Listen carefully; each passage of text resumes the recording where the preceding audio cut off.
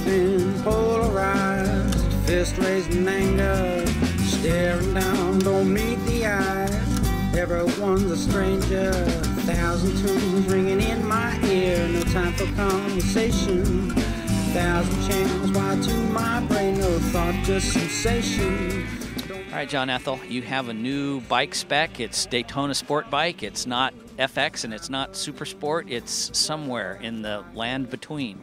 Yeah, you're exactly correct. It is. It's right in the middle. We're allowed a slipper clutch. We're allowed to have a different offset on the front end, triple clamps. But other than that, it's kind of a Super Sport spec motor. So yeah, it's right in the middle. 17-inch wheels and the whole deal. So it's pretty much in the middle. From your standpoint, is that good or it's bad or it's indifferent? It's what it is? Well, actually, you know, when you and I talked last year, I mean, our bikes are so similar anyway, and with the exception of forks, and we used to run a 16.5 front wheel and, you know, some Brembo big rotors and a master cylinder and that kind of stuff. With the exception of that, our bikes were so similar anyway. This is kind of like the intermediate road from both of our bikes the way they were. It fits right in the middle. In some sense, probably Jake is the defending Daytona SportBike champion. Yeah, I mean, it's kind of funny. We have two champions here, both Ben and Jake, both of whom are great friends. Both of them, you know, have earned the right to carry the #1 plate. Ben's bike is, you know, a Super Sport championship, and ours was the FX championship. And because this is in the middle, they both deserve to be able to display the championship plate.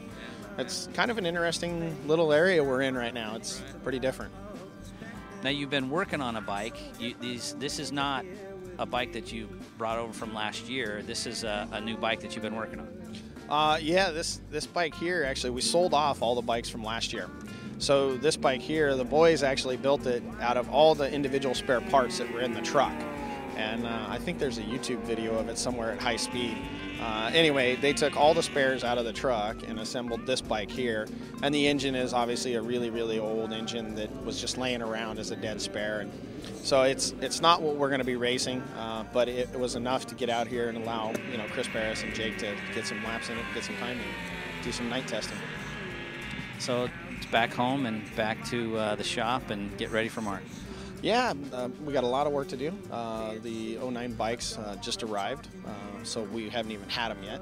So that'll all have to be done. Plus, along with the new rules of the AMA and everything else, we have to figure out what's on the homologated list, what's on the approved equipment list, what's going to be the final rules. There's a lot of basic rules that still haven't been announced yet.